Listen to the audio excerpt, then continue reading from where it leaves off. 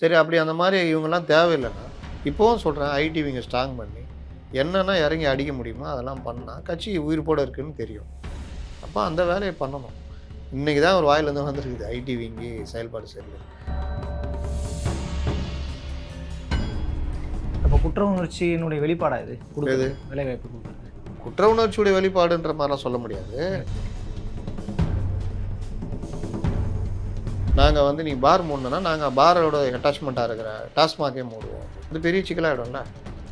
ஆனால் அப்படி மூட முடியாது. டாஸ்மாகுக்கு கடை வந்து ஒப்பந்தம் போகிறது 5 வருஷத்துக்கு ஒப்பந்தம். அதை மீறிலாம் மூட முடியாது. பாருன்றது இயர்லி ஒன்ஸ் ரினியூவல் பண்ணுறது, அது அரசு சார்ந்தது. அரசு பாரை ரினியூவல் பண்ணுறதை காரணம் காட்டி நீங்கள் டாஸ்மாக் கடையை நீங்கள் மூட முடியாது. சிங்கமுத்துட்ட வந்து வடிவேலு இந்த எண்ணெய் நல்லெண்ணெய் கொடுக்கணும்ல, நல்லெண்ணெய்னா நல்ல எண்ணெய் தானே, நல்லெண்ணெய் தான்ப்பா, கடலை எண்ணெய் வேணும் அப்படின்னாப்புல.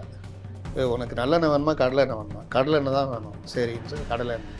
இது நல்ல எண்ணெய் தானே? இல்லை, சுத்தமான நல்ல எண்ணெய். நல்ல எண்ணெய்னாலும் உனக்கு கோவம் வந்துடும். நீ கடலை எண்ணெய் தானே கேட்டானு, ஏன்பா சுத்தமான கடலை எண்ணெயா நல்ல கடலை எண்ணெயான்னு கேட்டாங்க. அப்புறம் இதே மாதிரி கேட்க அவர் ஐயோ ஐயோயோ ஐயோன்னு அடிச்சுட்டு ஓடிடுவாங்க. அந்த மாதிரி இப்போ திமுகவுடைய நிலைமை அந்த மாதிரி ஆயிடுச்சு. இவர் டெய்லி பேச பேச இப்போ எந்த எண்டுக்கு போயிட்டாருன்னா திமுகவையும் தாவைக்காவும் சேர்த்து வச்சு பேசுகிற லெவல் போனோன்னா திமுக எப்படி இருக்கும்? இப்போ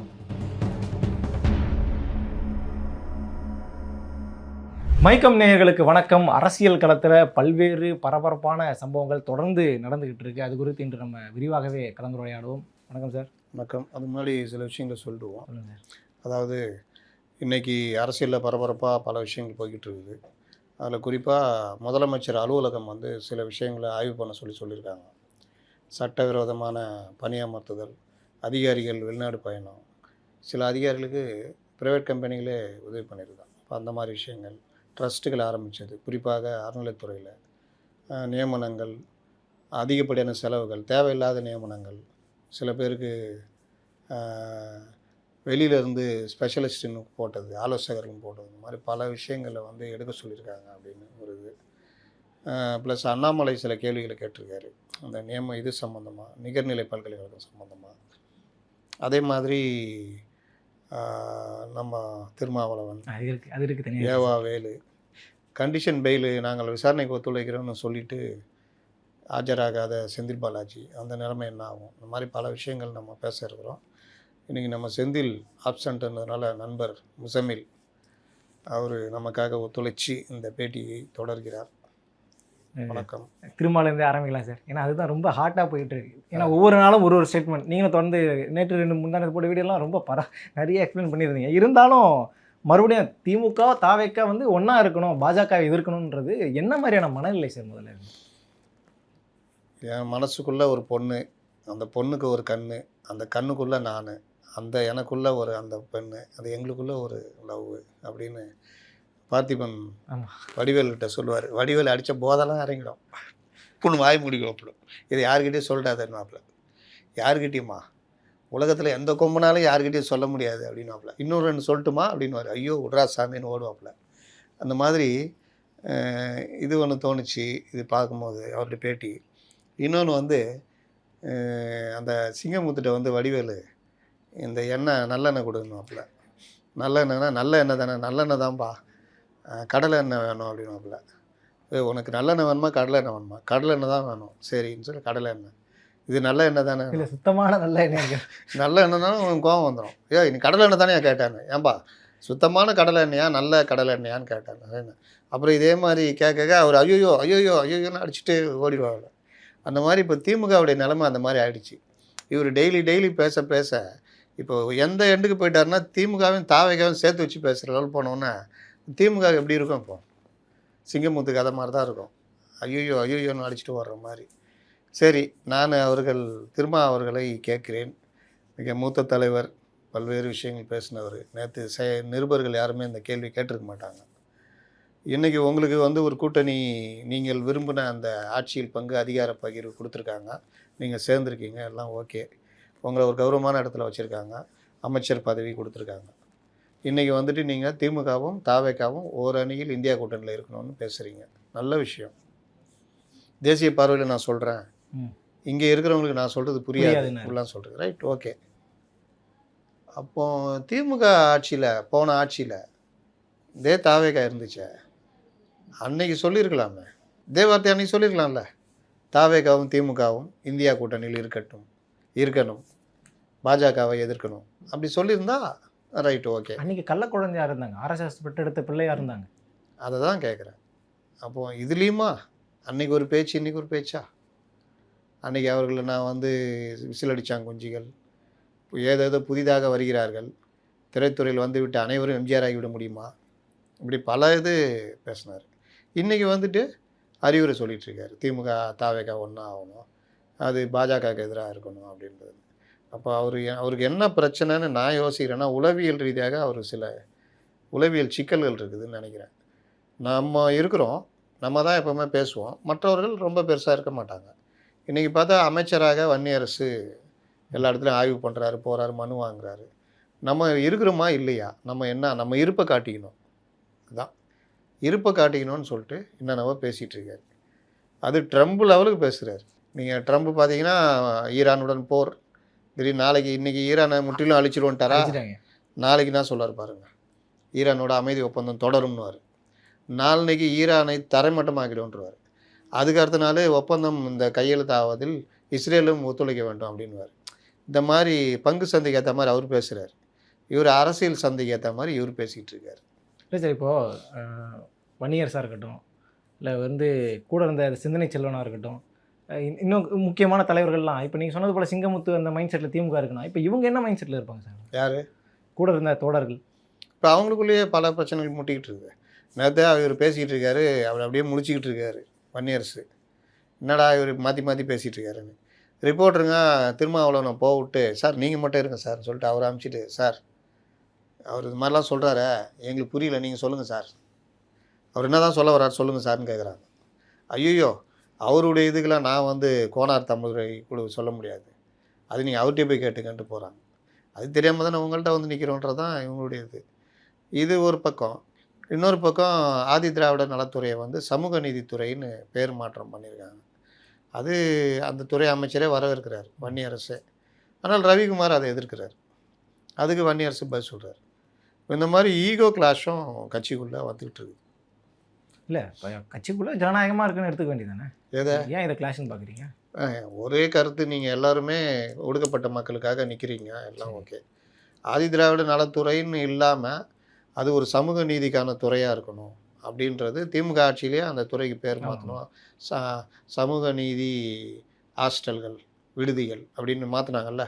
அன்னைக்கு திருமாவளவனும் ரவிக்குமாரும் அது எப்படிங்க ஆதி திராவிடர் ஹாஸ்டல் தானே, அது ஏன் சமூக நீதி ஹாஸ்டல் மாத்திரின்னு கேட்டாங்களா? ஒரு ஹாஸ்டலுக்கே ஆதி திராவிடர் அப்படின்னு வேணாம், சமூக நீதிக்கான ஹாஸ்டல், அங்கே தங்க போகிறது யார்? அந்த அந்த சமூகத்தை சேர்ந்தவர்கள். அதுக்கே இப்படி ஒன்றும் அப்ஜெக்ட் பண்ணலன்னா, சமூக நீதித்துறைன்னு ஆதி திராவிட நலத்துறைன்றது ஆதி திராவிட மக்களுக்கான மட்டும் இல்லை, அது அனைவருக்குமான வேறு ஏதாவது பண்ணணும், அந்த இதுலேருந்து பண்ணலான்னா அது சமூக நீதித்துறை. அதை ஏன் ஒரு சமூகம் சார்ந்தால் சுருக்கணும் அந்த துறையை, ஒரு நல்ல பேர் வைக்கலான்னு வைக்கிறதுல என்ன பிரச்சனை? ஸோ கான்ஃப்ளிக்ட் தான் இருக்குது. வேற என்ன? இப்போ நாளைக்கு என்ன அறிக்கை கொடுப்பாருங்கிறத நம்ம பொறுத்திருந்து பார்த்து அதை யாரு திருமாவா? ஐயோ தாங்காதரா, போதுமாடா சாமி அப்படின்னு வாழுமே, சோதனை மேல் சோதனை போதுமாடா சாமி, வேதனை தான் வாழ்க்கை என்றால் தாங்காது பூமின்னு பாடுவார் சிவாஜி.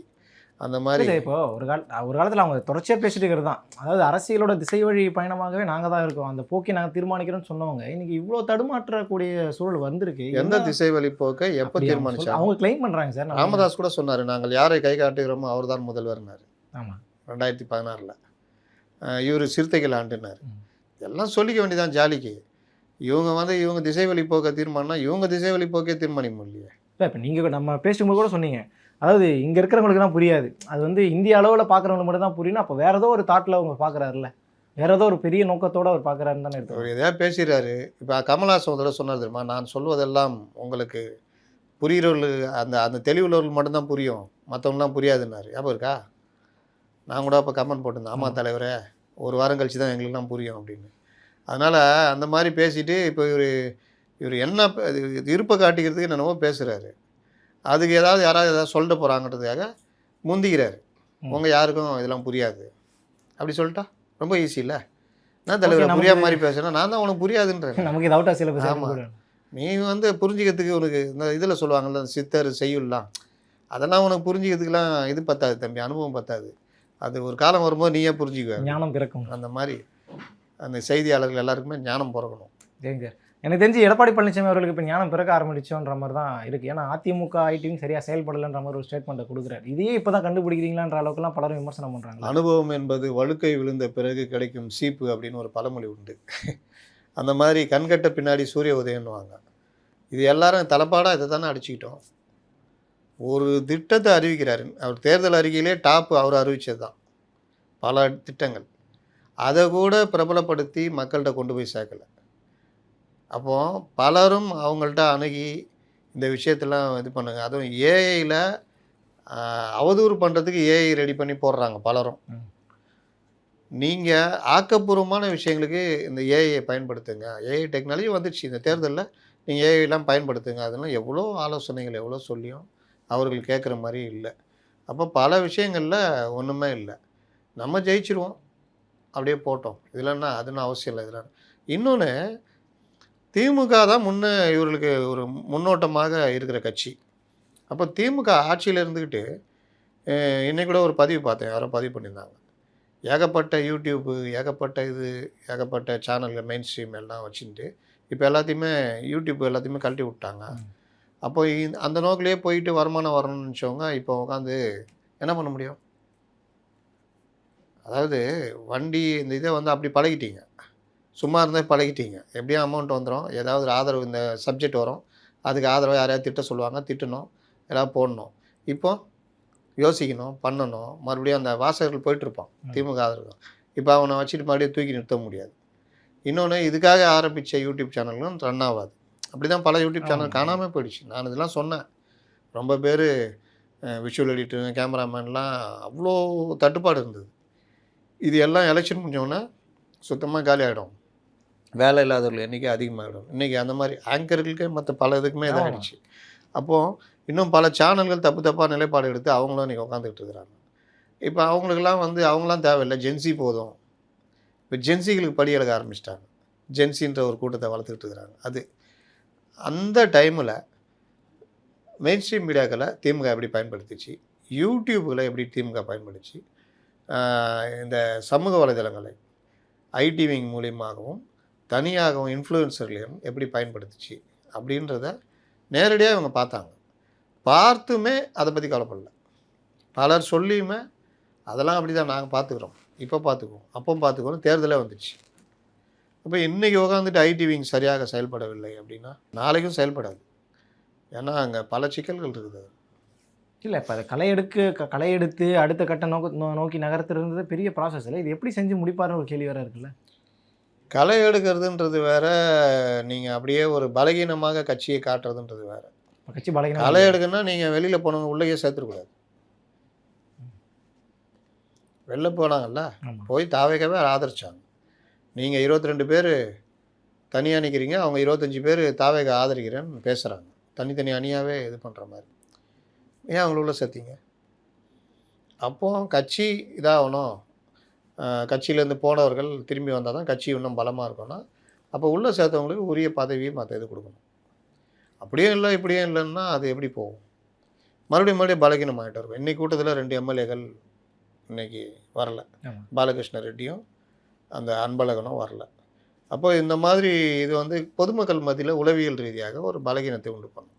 என்னதான் இவர்கள் சுயநலமாக இவர்கள் செயல்படுறாங்க, இவர்களுக்கு தேவைக்காக கட்சி யூஸ் பண்ணிக்கிட்டு, தேவைன்னா எம்ஜிஆர்ன்றது ஜெயலலிதான்றது, தேவையில்லைன்னா தாவேக்காக போகிறது, அதிமுக அழிகிறதுன்னு அங்கேருந்து பேசிக்கிட்டு இருக்கிறது, இதெல்லாம் நடந்தாலும் நடைமுறைன்னு பார்க்கும்போது ஜனங்க மத்தியில் என்ன அவ்வளோ பேர் போயினே இருக்காங்க அப்படின்ற ஒரு இது வரும்ல, அது ரொம்ப முக்கியம் இல்லை. சரி, அப்படி அந்த மாதிரி இவங்கெல்லாம் தேவையில்லைன்னா இப்போவும் சொல்கிறேன், ஐடி விங்கை ஸ்ட்ராங் பண்ணி என்னென்னா இறங்கி அடிக்க முடியுமோ அதெல்லாம் பண்ணால் கட்சி உயிர்ப்போடு இருக்குதுன்னு தெரியும். அப்போ அந்த வேலையை பண்ணணும். இன்றைக்கி தான் ஒரு வாயிலேருந்து வந்துருக்குது ஐடி விங்கி செயல்பாடு சரியில்லைன்னு. இனிமேல் அது செயலாக்கம் ஆச்சுன்னா உண்மையிலேயே பாராட்டும். Okay sir. தாவேக்கா அரசு குறித்து ஒரு 2 கேள்வி இருக்குது, நான் ஒன்று நான் கேட்டுறேன். எக்மோரில் அவர் வந்து குழந்தைகளை சந்தித்த அந்த விவகாரம் சார், உள்ளபடி பல இடங்களில் அது வந்து பாசிட்டிவாக பேச ஆரம்பிச்சிட்டாங்க அந்த விஷயத்தை. விஜய்களுடைய அவர் பெரிய அளவில் அவர் வெளியே வர மாட்டாருன்னு சொன்னாங்க. திடீர்னு ஒரு இடத்துல வந்து பார்க்கறதுங்கிறது எப்படி இதை புரிஞ்சுக்கிறது? ஆய்வு பண்ணுறதுக்காக வந்ததுன்னு இல்லை, எடுத்துக்கிறது. இது அவருக்கு வந்து சென்டிமெண்ட்டாகவும் விஜய்க்கு எக்மோர் மருத்துவமனை, எழும்பூர் மகப்பேறு மருத்துவமனை சென்டிமெண்ட்டாகவும் விஜய்க்கு வந்து அது விஜய்யுடைய மனதோடு இசைந்த ஒரு மருத்துவமனை. இப்போ எனக்கு கூட போனோன்னா ஒரு இது இருக்கும், ஏன்னா நம்ம பிறந்த ஹாஸ்பிட்டல் அப்படின்னு. விஜய்க்கும் ஆமாம், விஜய்க்கும் எப்படின்னா அவர் பிறந்த ஹாஸ்பிட்டல். இன்றைக்கி விஜய் பெரிய நடிகராக இருந்து பிறகு உச்சத்துக்கு போய் இன்றைக்கி முதலமைச்சராக இருக்கலாம். ஆனால் அவர் பிறந்த காலகட்டங்களில் சந்திரசேகர் சாதாரண விளிம்பு நிலையில் இருந்தார். ஒரு சினிமாவில் கால் பதிச்சுட்டு ஏதாவது வாய்ப்பு கிடைக்குமான்னு அலைஞ்சிட்டு இருந்தார். போகிற வர இடம்லாம் நீங்கள் ஏதாவது இப்போ சினிமா கம்பெனி இதுன்னா சினிமா கம்பெனி வண்டி அனுப்பிச்சா போவார், இல்லாட்டி பஸ்ஸில் போகிறது வருது. ரொம்ப கஷ்டமான ஒரு இதுதான், வாழ்க்கை தான். அப்போ இவர் விஜய் தங்கச்சி 2 பேர் பிறகுறாங்க. விஜய் இங்கே தான் பிறந்திருக்காரு, தங்கச்சி வெளியில் நினைக்கிறேன். அப்போ கொஞ்சம் ஓரளவுக்கு நிலைமை சீரடைஞ்சுது. விஜய் பிறந்தது எழும்பூர் மருத்துவமனையில். அதனால் அவருக்கு என்னன்னா ஒவ்வொரு அவருடைய பிறந்த நாளுக்கும் அவர் வந்து மோதிரம் கொடுப்பார். இது ரொம்ப பேருக்கு தெரியாது. அந்த எழும்பூர் மருத்துவமனையில் அவரோ இல்லை அவர் சார்பிலையோ குழப்பார். அன்றைக்கி பிறந்த நாளைக்கு பிறக்கிற குழந்தை எழும்பூர் மருத்துவமனை குறிப்பாக அந்த இது பண்ணுவார். இந்த தடவை முதலமைச்சர் ஆகிட்டார், பிறந்த நாள் வந்துச்சு, அப்படி வந்தால் அது வேறு மாதிரி இதாகுன்ட்டு கொஞ்சம் லேட் இது பண்ணி வந்திருக்காரு. நான் இதை பார்த்தது எனக்கு இன்றைக்கி சில பேர் சொல்கிறாங்க இவர் விஜய்கிட்ட கொஞ்சம் சாஃப்டாக இது பண்ணுறாரு, அந்த அழுத்தம் இல்லை அப்படின்னு. சில விஷயங்கள் அவருடைய மனநிலேருந்தே பார்க்கும்போது எனக்கு இது நல்ல ஒரு விஷயமா. அவர் உள்ளே நுழையும் போது அது மகப்பேறு மருத்துவமனை வந்து பெண்கள் இது உடை முதற்கொண்டு ஒரு ஆப்ரேஷன் பண்ணியிருந்தா இந்த உடை தான் கொடுத்துருப்பாங்க. அதில் நீங்கள் அவ்வளோ ஒரு இது நம்ம ஊர் காமாந்தா கண்டக்காரங்களுக்கு பெண்கள் எப்படி இருந்தாலும் அவங்களுக்கு இது பண்ண தோணும். அப்போ இவர் அதுக்குள்ளே வராருன்னா பெரிய அளவில் முதலமைச்சர் அந்த கும்பல் எதுவுமே இல்லாமல் அந்த கேமராமேன் ப்ளஸ் இவர் அது கூட செலக்ட் பண்ணி அந்த தாய்மார்களை மட்டும் பார்த்து அந்த குழந்தைய அவர் ரசிக்கிறாரு. அந்த குழந்தைகிட்ட பேசுறது, கையில் எடுத்து பார்க்குறாரு ஒரு குழந்தைய. அப்போ அந்த இடத்துல அந்த மக்களுக்கு யாருக்கும் இடையூறு இல்லாமல் கும்பல் சேர்க்காமல் மெயின்டைன் பண்ணுறாங்க. அதுக்கப்புறம் அந்த மருத்துவத்துடைய டைரக்டர், அந்த அம்மா அங்கே டீன் கிடையாது, டைரக்டர் தான் வருவாங்க. அவங்களுடைய இதில் அவங்க சீட்டில் அவங்கள உட்கார வச்சுட்டு எதிரில் கன்சல்டேஷன் மருத்துவத்துறை அமைச்சரும் முதலமைச்சரும் உட்காந்துருக்காங்க. பார்க்குறதுக்கே நல்லா இருக்குது. ஆனால் இந்த மாதிரி இதெல்லாம் ஒழியுது இல்லை, இது வரவேற்கு தகுந்த விஷயம். மற்ற விஷயங்கள்லாம் 1000 கருத்து வேறுபாடுகள் இருக்கும், நம்ம பல விஷயம் பேச போகிறோம்னு வச்சுக்கோங்க. இந்த சிஸ்டம் ஒழியுது இல்லை, நான் தான் பெரிய ஆள், உனக்கு இது இல்லை, அந்த இடத்துல நீங்கள் தான் பெரிய ஆள், நீங்கள் உட்காருங்க நான் பார்த்துக்கிறேன் அப்படின்றது. எதிர்கட்சியினரை வரவேற்கிற விதம், அந்த இவர் புஷி ஆனந்த் அவர் சீட்டில் உட்காராமல் வந்து மற்றவர்கள் ஏதாவது சொல்லுவாங்க, ஆனால் அவர் அன்புமணி ராமதாஸை எவ்வளோ மதிக்கிறாரு அப்படின்றது அந்த இடத்துல இது. இந்த மாதிரி விஷயங்கள் வந்து உண்மையிலேயே நல்ல இது. அதனால் அவருடைய பிறந்த நாளுக்கு செய்யாத ஒரு இது தவறிடுச்சு இந்த வருஷம், அவரால் முடியலன்றது. இப்போ வந்து அவர் ஒரு ஆய்வு மாதிரியும் பண்ணிட்டு போயிருக்காருன்னு சொல்லலாம். ஏன் முதலமைச்சரே அங்கே வர்றாருன்னா இப்போ மருத்துவத்துறை அமைச்சரும் கூட வர்றாரு. இது அந்த மருத்துவ இதுக்கு இன்னும் அதிகாரிகள் கவனம் திரும்பும், இன்னும் நல்லா வச்சுக்கணும்னு. ரெண்டாவது அவர் பேசிட்டு டைரக்டர்கிட்ட பேசிட்டுலாம் போகும்போது அவங்க சில விஷயங்கள் சொல்லியிருப்பாங்க, சார் இது இருந்தால் நல்லாயிருக்கும், அந்த மாதிரி இருந்தால் நல்லாயிருக்கும். நம்மளும் வருங்காலத்தில் ஏதாவது கோரிக்கையாகவும் நம்மளும் வைப்போம், மருத்துவ இதெல்லாம் பண்ணணும். அந்த மாதிரி இது நடக்கட்டும், நல்ல விஷயந்தான். இப்போ ஓபி சீட்டு நீங்கள் மெட்ரோவில் போயிருக்கீங்கள்ல, ஆமாம், மெட்ரோவில் போனீங்கன்னா நீங்கள் செல்ஃபோன்லேயே நீங்கள் போகும்போதே டிக்கெட்டை புக் பண்ணலாம், டிக்கெட்டே எடுத்துடலாம். அந்த மாதிரி பல விஷயங்கள் இன்றைக்கி ஆப்லேயே வந்துடுச்சு. அந்த மாதிரி மருத்துவத்துறைக்கு இப்போ கொண்டு வந்திருக்காங்கல்ல, ஓபி சீட்டே நீங்கள் இங்கே போட்டே போயிடலாம். ஹைன் போட்டால் மெசேஜ் பண்ணால் உங்களுக்கு ஓபி சீட்டு வந்துடும். அப்போ நீங்கள் அந்த லைனில் நிற்க வேண்டிய அவசியம் இல்லை. இந்த மாதிரி பல விஷயங்கள் வந்து அடுத்தடுத்த கட்டத்துக்கு நகர்றதுன்றது வரவேற்க தகுந்த விஷயமா தான். இப்போ இந்த மருத்துவம் சார்ந்து பேசினதால அண்ணாமலை அவரோட ஸ்டேட்மெண்ட் ஒன்று கொடுத்துருந்தார் மருத்துவம் சார்ந்து. அதாவது மருத்துவ இடங்கள் பறிபோனது குறித்து எதுவுமே அவர் பேச மாட்டாருங்கிற மாதிரி ஒரு சொல்லியிருந்தார். அது என்ன தான் சார், அது ஆக்சுவலாக பிரச்சனை என்ன தான்? அது ஆக்சுவலாக டீம்டு யூனிவர்சிட்டி பற்றி நேற்று கொஞ்சம் தெளிவாக பேசிட்டோம். எந்த அளவுக்கு ஏமாற்றிட்டு இவர்கள் ஒரு 6 கல்லூரிகள் எல்லா வசதிகளும் நம்மள்ட்டேருந்து வாங்கிட்டு நம்ம மாணவர்களை வச்சுட்டு ஒரு கல்லூரியை நடத்திட்டு இப்போ வந்து அதை டீம்டு யூனிவர்சிட்டியாக நிகர்நிலை பல்கலைக்கழகமாக மாற்றுறதுக்கு அப்ளை பண்ணியிருக்காங்க. இதில் 2 விஷயம் நடந்துருக்குது. ஒன்று, தமிழ்நாடு கவர்மெண்ட்டு கீழே இருக்கிற இது, இவர்கள் இங்கேருந்து அங்கே மாறி போனோன்னா என்ஓசி வாங்கணும். நேற்றே நம்மளுடைய நேயர்கள் பல பேர் வந்து நம்மள்ட்ட என்ஓசி வாங்கணுமே, அது எப்படி வாங்காமல் அங்கே போக முடிஞ்சது அப்படின்லாம் கேள்வி கேட்டிருக்காங்க.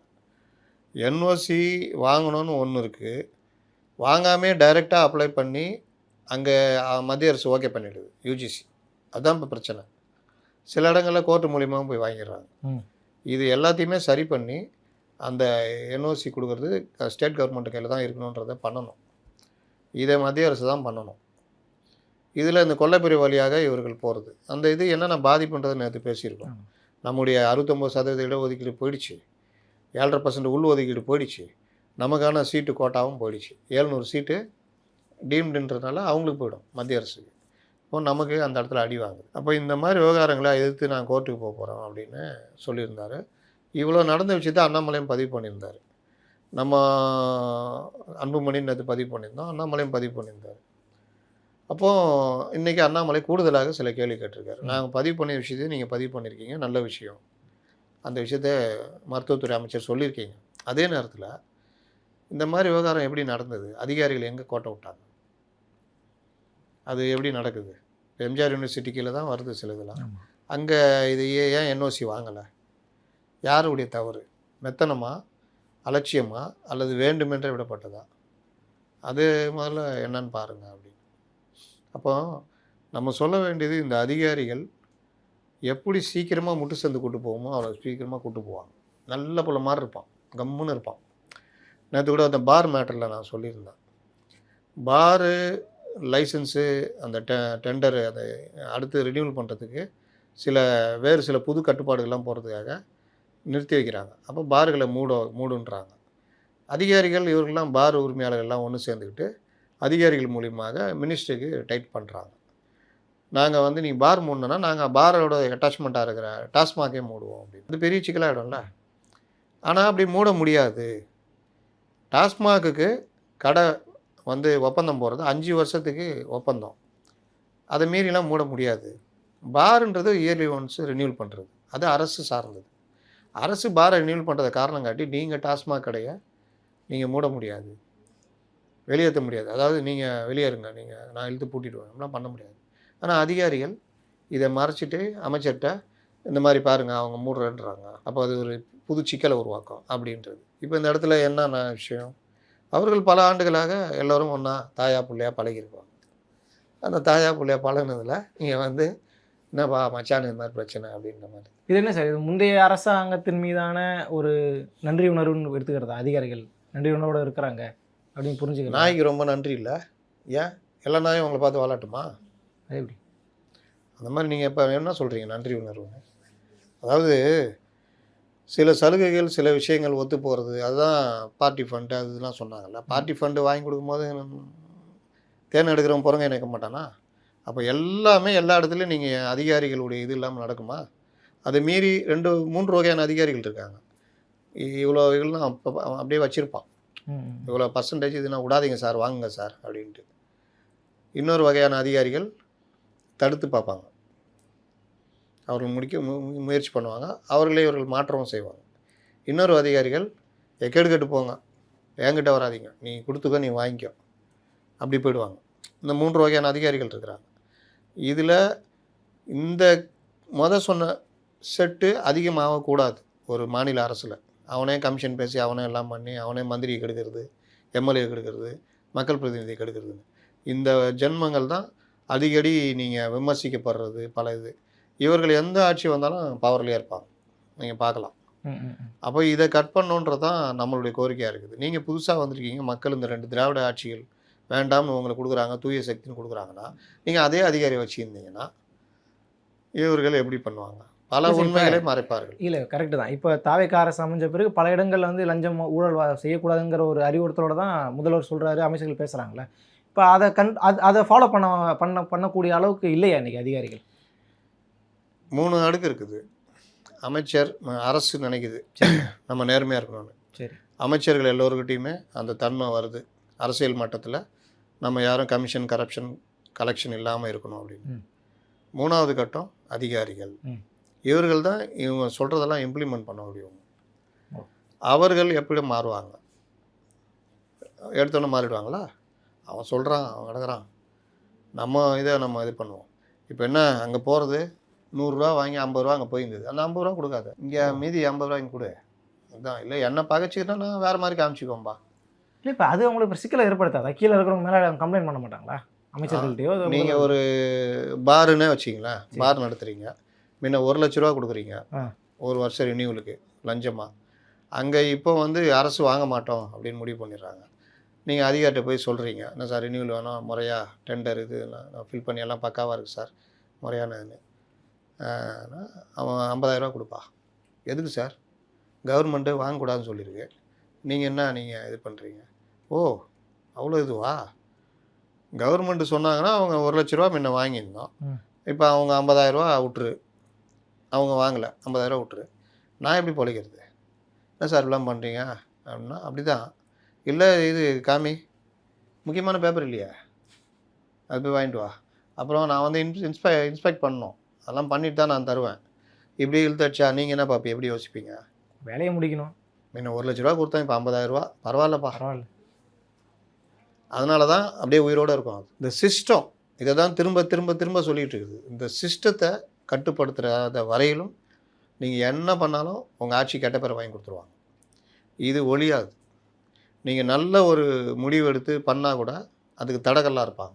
நீங்கள் நல்ல விஷயத்தை கொண்டு போகிற எல்லாம் பண்ணி அந்த பொதுமக்கள்கிட்ட நல்ல பேர் வாங்கலாம்னு நினைக்கிறப்போ இவங்க அந்த இடத்துல அந்த வேலையை பண்ணுவாங்க. இல்லை சார், இப்போது அரசுத்துறை ப்ராசஸ் அந்த வேறு எடுத்துக்கிட்டோம்னா பெரிய பிரான்ச் இல்லை சார். அது அரசியல்வாதிகளை விட பெரிய எண்ணிக்கை கொண்டவங்கள நீங்கள் உங்களுக்கு கீழே இருக்க ஐஏஎஸ் ஆஃபீஸரை கரெக்ட் பண்ண முடியாத ஆட்கள் இருப்பாங்க. அவங்கள தூக்கி அடிச்சுட்டு நல்ல ஆஃபீஸரை தூக்கி போடணும். First step. சரி, அவர் கீழே இருக்கிறவரை கரெக்ட் பண்ணுறாரான்னு கண்காணிக்கணும். அவர்கிட்டையும் ஸ்ட்ரிக்டாக சொல்லிடணும். அவர் கீழே இருக்கிறவர் சரியில்லைன்னா என்கிட்டே நீங்கள் சொல்லணுன்றதை கொண்டு போகணும். இப்படி கீழே கீழே கீழே கொண்டு போனால் தான் அந்த பயம் வரும். அவர் சரியில்லைன்னா அவரையும் தூக்கி போட்டு 33 34 துறையிலையும் இந்த சாத்தியமா? முதல்ல சாத்தியம். எவ்வளோ ஐஏஎஸ் அதிகாரிகள் நேர்மையானவர்கள் இருக்காங்க. இல்லை 100 ரூபா வாங்குறதுல 10 ரூபா வாங்குறவங்க இருக்காங்க, கொடுத்தா வாங்கிறவங்க இருக்காங்க. நான் எல்லாரையுமே அயோக்கியங்கன்னு சொல்கிறேன். அப்போது உங்களுக்கு இந்த சிஸ்டம் கரெக்டாக இருக்கணும்னா நல்ல அதிகாரிகள் வெளியில் தூக்கி அடிக்கப்பட்டு ஒன்றும் இல்லாமல் இருப்பாங்க. பேப்பர் மில் அப்படின்னு இருப்பாங்க, ஏதாவது ஒரு டெம்மி போஸ்ட்டில் இருப்பாங்க. அவங்க வாட்டில் அவங்க வேலையை பார்த்துட்டு போயிட்டு வந்துட்டு இருப்பாங்க.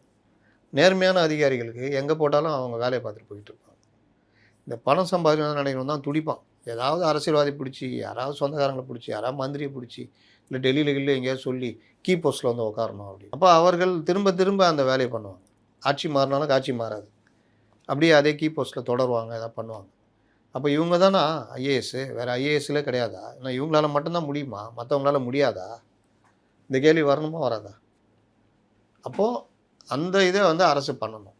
தூக்கி அடிக்கணும். ஜெயலலிதாலாம் பண்ணியிருக்காங்க, தூக்கி அடிச்சுட்டு வேற ஒரு ஆள், ஒரு செயலாளர், தலைமை செயலாளர் ஏதோ ஒரு விஷயத்துக்கு தப்பாக நடக்கிறாரு தெரியுது, இவங்க அந்த இது பேசுகிறாங்க, இல்லை மேடம் அது ஒத்து வராதுன்னு ஒரு தலையிடுறாரு உள்ள, நீங்கள் கொஞ்சம் வெளியேறுங்கன்னு சொல்லிட்டு அந்த இதை முடிச்சுட்டு அவர் வெளியேறும் மட்டும் இல்லை, அவர் அந்த துறையை விட்டு மாற்றிட்டாங்க. அவர் விட்டு இன்னொருத்தரை தூக்கி தலைவன் செயலரை போட்டாங்க. அவங்க வந்து ரொம்ப நேர்மையாக நடந்தாங்கன்றதெல்லாம் நான் சர்டிஃபிகேட் கொடுக்க வரல.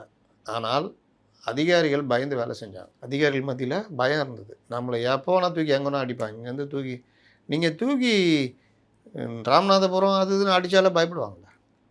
அப்போ ஓரளவுக்கு எப்பா எப்பா இதுவாக இருக்குது, இப்பெல்லாம் முடியாது, கம்னு ஓரளவுக்கு போகும், குறையும். குறையுதா? குறையுது. இன்றைக்கி ஒருத்தர் 2-3 பேர் போட்டிருக்காங்க. ஒரு அம்மா கூட நேற்று வந்து பேட்டி கொடுக்குது தலைமைச் செயலகத்தில் வந்து, நான் இது வரைக்கும் இந்த மாதிரி பார்த்ததே இல்லை அப்படின்னு. இன்னும் பல விஷயங்கள் நடந்துக்கிட்டு இருக்குது, பல இடங்கள்ல நடக்கலை. அதே சிஸ்டமே தொடருது. ஏன் உங்களுக்கு என்ன வேறு அதிகாரி, திமுக ஆட்சியில் இருந்த அதிகாரிகள் இந்த ஆட்சியில் இருக்கணும்னு அது அவசியம் இருக்கா? திமுக ஆட்சியில் முறைகேடு ஊழல் இருக்குன்னு நீங்கள் குற்றம் சாட்டினீங்கல்ல, அது என்ன அவங்க மட்டும்தான் பண்ணாங்களா? அதிகாரிகளுக்கு அதில் பங்கே கிடையாதா? இல்லைன்னு உங்களால் சொல்ல முடியுமா? டெண்டர் ரத்து பண்ணுறீங்க, டெண்டரை முடிவு பண்ணக்கூடிய இடத்துல இருக்கிற அதிகாரிகளை தூக்கி இன்னொரு நல்ல இடத்துல போடுறீங்க. டெண்டரு முறைகேடுன்னு ரத்து பண்ணுறீங்க, அந்த இடத்துல இருக்கிற அதிகாரி தூக்கி நல்ல இடத்துல போடுறீங்க. அப்போ அவர் அங்கே போய் என்ன பண்ணுவார்? இன்னும் பல அதிகாரிகள் பற்றி பல தகவல்கள் இருக்குது. அறப்போரையகம் டெய்லி பல விஷயங்களை சொல்லிட்டே இருக்காங்க. எதுக்காக நடந்தா? ராம் சார் போனோன்னு இப்போ புதுசாக மறுபடியும் இந்த அதே இதில் பள்ளிக்கரணையில் சதுப்பு நிலத்தில் ஆக்கிரமிப்புன்னு ஒரு எடுத்து நீ போடுறாங்க வேறு ஒரு இதில் இருந்து. இப்போ இதெல்லாம் எப்போ சரியாகும்? நீங்கள் சாட்டையை கையில் எடுத்தால் தான் சரியாகும். சும்மா இப்படியே உருட்டிகிட்டே இருந்தீங்கன்னா அப்படியே அவங்களும் உருட்டினே இருப்பாங்க சூப்பராக. எது கேட்டாலும் சூப்பர் சார் சூப்பர் சார்னுவாங்க. அது எப்படி நல்லாயிருக்கும்? உங்கள் மேலே இன்னொரு பிரச்சனையும் இருக்குது.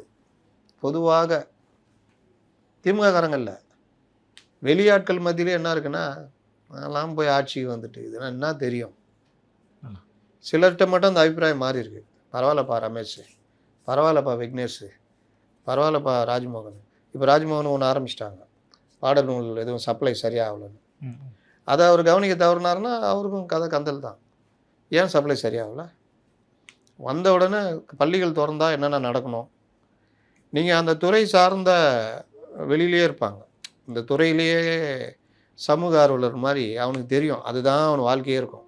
சார் இதெல்லாம் பண்ணணும் சார், இப்படி அதிகாரி ஏமாற்றுவான் சார், இதை பண்ணணும் சார்னு அவனை கூப்பிட்டு உட்கார வச்சு என்னென்னப்பா எல்லாத்தையும் கேட்டு மொத்தமாக வாங்கி வச்சுக்கினேன். கூப்பிட்டு என்னவா ஏன் சரியாகலை, என்ன சரியாகலை கேட்டு என் துறையிலே இருக்காதீங்க. இன்னொன்று, இந்த துறைக்கு அவர் தான் அதிகாரின்றத அமைச்சர்களே தீர்மானிக்க முடியல. அது ஒரு பெரிய இது இல்லை, அது தனி லாபி அது. நீங்கள் ஜெயலலிதா இருந்த பொழுது பல அமைச்சர்களுக்கு, ஏன் இதை திமுக ஆட்சியிலேயே பல அமைச்சர்களுக்கு ஐஏஎஸ் அதிகாரிகள் அவங்களே வேணான்னு வாங்கலாம். வேணான்னு சொன்னால் கூட அதை மீறி அந்த அதிகாரி இருப்பாங்க. ஏன்னா அந்த அதிகாரி அந்த இன்னொரு டீமுக்கு தகவல் சொல்லுவாங்க. அன்பில் மகேஷ்கே அந்த கதி நடந்துதான் நடுவில். அப்போ நீங்கள் என்ன இது என்ன ஒரு நிழல் அரசாங்கம் தெரியுதா? அப்போ இந்த கவர்மெண்ட்லேயும் அதே மாதிரி நடந்தால் என்ன பண்ணுவீங்க? அப்போ அந்த மாதிரி ஒரு டீமுக்கு உளவு நீ போய் அவர் மினிஸ்டர்கிட்ட ஒர்க் பண்ணு, நாங்கள் சொல்கிறத நீ செய், அவர் நாங்கள் பார்த்துக்குறோம், மினிஸ்டர் ஒன்றும் இல்லை அப்படின்னா அவர் என்ன தான் டக்கர் அடித்தாலும் ஒன்றும் பண்ண முடியாது. ஒன்று. சரி. ரெண்டாவது, விஜய் என்ன தான் சொன்னாலும் இந்த மினிஸ்டர் செய்வார்னு நினச்சா அந்த மினிஸ்டராலும் செய்ய முடியாது. அப்போ எங்கே லேப்ஸ் வரும் அதிகாரிகள்? இந்த அதிகாரி சும்மாவே ஒரு மாதிரி இருக்காருன்னா அந்த அதிகாரிக்கு ஒரு டீமே நான் பார்த்துக்கிறேன் நீ ஒர்க்கை பாருன்னா இன்னும் தலையெடுத்து ஆடுவோம். சுப்ரியா சாகுன்னு ஒருத்தவங்க இருக்காங்க, இப்போ வனத்துறைக்கு போயிருக்காங்க போல். அவங்க இன்னும் எப்போ பார்த்தாலும் வனத்துறையில் தான் இருப்பாங்களா? என்ன மிருகங்கள் பறவைகள் மேலே அவ்வளோ ஆசையா? அப்பப்போ அந்த மாதிரி ட்வீட் பண்ணிக்குவாங்க. ஆனால் அதுதான் காரணமா? அது எப்படி அவங்களுக்கு மட்டுமே வனத்துறை இன்னும் நேர்ந்து விட்ருக்கா? இந்த கவர்மெண்ட் வந்த அப்புறம் ஏதோ மாற்றினாங்க போல், மறுபடியும் மாற்றிக்கிட்டு போயிட்டாங்கன்னு கேள்விப்படுறேன். இது எப்படி சரியாக இருக்கும்? ஒரு ஐஏஎஸ் அதிகாரின்னு வந்துட்டால் எல்லா துறையிலும் தானே அவங்க வந்து ஒர்க் பண்ணணும். அப்போ தானே அவங்களுடைய அனுபவமும் இம்ப்ரூவ் ஆகும். நாளைக்கு தலைமைச் செயலாளராக வந்து உட்காடுறாங்க, எல்லா துறை சார்ந்த செயலர்கள்ட்டையும் பேச வேண்டியிருக்கும். அப்போ ஒவ்வொருத்தர் சொல்லும் போது நான் அதில் ஒர்க் பண்ணியிருக்கேங்க, நானும் எனக்கு தெரியும், உங்கள் இஷ்டத்துக்கு கதை சொல்லாதீங்கன்னு பேச தெரியும். அப்போ இன்னும் ஒரே துறையில் அது எப்படி? அது இன்னொரு ஒரு ஐஏஎஸ் இருக்காங்க, அவங்க எங்கே போனாங்கன்னு தெரில, எங்கே போனாலும் பரதநாட்டியம் ஆடிக்கிட்டு இருப்பாங்க. பேர் சொல்ல விரும்பவில்லை. இல்லை, சுப்ரியா சாகு சொல்லும் போதெல்லாம் அந்த புஷ்பா படம் தான் ஞாபகம் வந்துட்டு போயிட்டு இருக்கு. அது என்னெல்லாம் நம்ம இது இல்லாமல் சொல்ல முடியாது. ஆனால் ஏன் திரும்ப திரும்ப அவர்கள் வனத்துறையிலே இருக்காங்க? இதை புதுசாக வந்தவங்க கேட்கணும்ல, இதுக்கு முன்னாடி எங்கே இருந்தீங்க? எல்லாரையும் ஒரு ரீஷஃபில் பண்ணுங்களேன்றேன். இங்கே தூக்கி அங்கே போடுங்க, அங்கே தூக்கி இங்கே போடுங்க, இன்னும் வெளியில் இருக்கிறவங்களை தூக்கி உள்ளே போடுங்க, அதிகார மையத்தில் இருந்து இருக்கிறவங்கள தூக்கி வெளியடிங்க. போன ஆட்சியில் கெட்ட பேர் நீங்களே குற்றம் சாட்டினவங்கள தூக்கி வெளியடிங்க, சாதாரண இதுக்கு போடுங்க. போன ஆட்சியில் பிரின்சிபல் செக்ரட்டரி, அதுக்கு மேலே இருக்கிற அதிகாரிக்கு கீழே இருக்கிற அதிகாரி மேலே ஆதிக்கம் செலுத்துனதெல்லாம் பார்த்தோம். இந்த மாதிரி நடைமுறையில் இல்லாத வழக்கெல்லாம் நடந்ததை பார்த்தோம். புது புது ப்ரோட்டோகால்ஸ்லாம் வந்தது. அப்போ நீங்களும் அந்த மாதிரி பண்ணிங்கன்னா உங்களுக்கும் கடந்த முதல்வருக்கும் என்ன வித்தியாசம் இருக்குது? அப்போது இப்போவே கொஞ்சம் கொஞ்சமாக இந்த லாபி இருக்குது, இந்த மாதிரி இருக்குன்ற மாதிரி கசிய ஆரம்பிக்குதுன்னா சிக்கல். இதில் இன்னைக்கு முதலமைச்சர் அலுவலகத்தில் இருந்து அதுதான் நான் உங்கள்கிட்ட கேட்கலான்னு கிட்டத்தட்ட இப்போ நம்ம பேச இந்த பார்ட்டியாவது அரசு வந்து கவனத்தில் எடுக்கணுங்கிறது என்னுடைய கூடுதலான கோரிக்கையும். சிஎம் ஆஃபீஸ் வந்து அரசு அதிகாரிகளை கண்காணிக்கிறாங்கன்றது இப்போ நம்ம பேச இவ்வளோ பிரச்சனைகளையும் சார்ட் அவுட் பண்ணுமா? முதலமைச்சர் அலுவலகத்தில் இருந்து சில விஷயங்களை ஒரு ரிவ்யூ மாதிரி தகவல்லாம் கேட்டிருக்காங்க அப்படின்றாங்க. 31 சப்ஜெக்ட் அப்படின்றது. இதில் வந்து கடந்த 5 ஆண்டுகளில் நடந்த விஷயங்களை டீட்டெயில்டு ரிப்போர்ட்டாக எல்லா துறையிலையும் கேட்டிருக்காங்க, 31 துறைகள்லையும். இதில் வந்து அதாவது போன இதில் தான் நீங்கள் பார்க்கணும், ஜெயரஞ்சன் அவரை கொண்டு வந்து பொருளாதார ஆலோசகர், அப்புறம் இன்னும் கொஞ்சம் பேர், அப்புறம் சூழல் ஆர்வலர், இவர் அது இதுன்னு ஆலோசகர்கள் அது இதுன்னு ஏகப்பட்ட பதவிகள். அப்புறம் மீடியாவுக்கு ஒருத்தர், இந்த செந்தில், அவருக்கு ஒரு பதவி கொடுத்தது, ஃபேக்ட் செக்கு அதுக்கு 3 லட்ச ரூபா சம்பளம்னாங்க. ஆமாம். அவருக்கு ஒரு உதவியாளர், அவருக்கு 1,50,000 லட்சம் சம்பளமா. இந்த மாதிரி அரசு பணம் இஷ்டத்துக்கு. அப்புறம் அரசு விளம்பரங்கள் மூலியமாக மீடியாக்களை கையில் வச்சுக்கிறதுக்கு என்னென்ன பண்ணியிருக்காங்க. பல்வேறு இந்த ஒரு சின்ன விஷயம் 5 நிகழ்ச்சியை ஒன்றா ஒரே இடத்துல வந்து ஜெயலலிதா அதை தான் பண்ணாங்க. 5 விழாக்கள் அதை ஒரே இடத்துல இருந்து தலைமைச் செயலகம் தான் தொடங்கி வைக்கிற மாதிரி. அது அதிகபட்ச செலவு அந்தந்த இதில் ஒரு 10 லட்சம் 15 லட்சம் ஆகும். அதுவே அதிகம்தான். ஆனால் நம்ம ஆளுங்க ஆக்கிடுவான்ல அந்த வகையில் இந்த வகையில்னு. இவர் காலத்தில் ஒவ்வொரு விழாக்கும் இவர் போய் வந்ததுலேயே 2 கோடி 3 கோடி 1 கோடின்னு விழா செலவுகள். இந்த மாதிரி பல எனக்கு என்னென்னு நிதி இழப்பு பெரிய அளவில் ஏற்பட்டிருக்கு. அப்போது நிதி இழப்பை ஈடுகட்டணும். இந்த கவர்மெண்ட்டை ரன் பண்ணணும். சரி. போன கவர்மெண்ட்டில் என்ன தப்பு நடந்ததுன்னு தெரிஞ்சால் தானே. இப்போது நான் வந்து வீட்டில் பணம் கொடுக்குறேன், சம்பாரித்த காசை ஒரு மாதம் 1 லட்ச ரூபா கொடுக்குறோம். செலவுன்னு பார்த்தா 1,10,000 ஆகுது. என்னன்னு கேட்டால் நான் என்ன எடுத்தா வச்சுக்கிறேன், செலவு தான் அழிச்சிக்கிட்டு இருக்கிறேன், உங்கள் கண்ணு இதில் தானே பண்ணுறேன், என்ன சந்தேகப்படுறீங்களா அப்படி இப்படின்னா நம்ம என்ன பண்ண முடியும். சரி ரைட்டு, அப்போ என்ன பண்ணால் நான் வர மாதம் நான் பார்த்துக்கிறேன் அப்படின்னா சரி என்ன இது அப்போ என்ன நான் செலவு பண்ணேன் அப்படின்னு நம்ம கணக்கு எடுத்து தானே ஆகணும். எவ்வளோ ஆச்சுன்னு தெரிஞ்சால் தானே நம்ம அதை எதுனா குறைக்க முடியும். அந்த மாதிரி நைட்டு நீங்கள் சாப்பிட மாட்டீங்க, அது இது பண்ணுவோம், இதில் புக் பண்ணி சாப்பிடுவோம். எவ்வளோ ஆச்சு? இந்த படத்தில் சம்சாராது மின்சாரமில்ல 1800 சம்பளம் வீட்டில் கொண்டு வந்து கொடுத்துருவாப்புல. கொடுத்துட்டு இவர் தனியாக ஒரு அமௌண்ட் வச்சுக்குவார். அப்புறம் இவர் செலவுக்கு இவர் அந்த ஆனந்த வாழ்க்கை வாழ்வார். தனி கொடுத்துரும், அதே வீட்டில் தனி கொடுத்துரும் வந்துடுவாங்க, நடக்கும். அதுக்கு பிறகு இவர் சம்பளம் எதுவுமே கொடுக்க மாட்டார், இவர் வச்சுக்குவார். செலவு பார்த்தா அப்படியே பேப்பரில் பார்த்துட்டு இருப்பார். ஏன்னா அந்த வீட்டில் ஒன்றா இருந்தப்போ கூட இவ்வளோ செலவு இல்லை, இப்போ இவ்வளோ செலவுன்னு. அப்போ லக்ஷ்மி மூலிமா அந்த வசனங்கள் இருக்கும். நாங்களாம் வந்து இது சாம்பல் தான் தேய்ச்சிக்குவோம், நீங்கள் வந்து இது இல்லை அதனால் பேஸ்ட், இது நாங்கள் வந்து சாதாரண சோப்பில் தான் குளிப்போம், நீங்கள் கொஞ்சம் இது இல்லை அதுக்காக இந்த சோப்பு இவ்வளோ விலை, காலையில் குளித்த உடனே நீங்கள் ஒரு இது போடுவீங்க, அது இது இப்படியே செலவு பார்த்தா எல்லா செலவும் இவருக்கு தான் வரும். காலைல வந்து பூஸ்ட் குடிப்பீங்க, ஈவினிங் வந்தால் இது ஹார்லிக்ஸ், இதெல்லாம் நாங்கள் குடிக்க மாட்டோம். நாங்கள் அப்படின்னு பார்த்தா எல்லா செலவும் அந்த மாதிரி. இப்போ நீங்கள் செலவை குறைக்கணுன்னா எங்கெங்கே இது லூப் இருந்தது, எங்கெங்கே லீக்கேஜ் இருந்ததுன்னு கண்டுபிடிக்கணும்.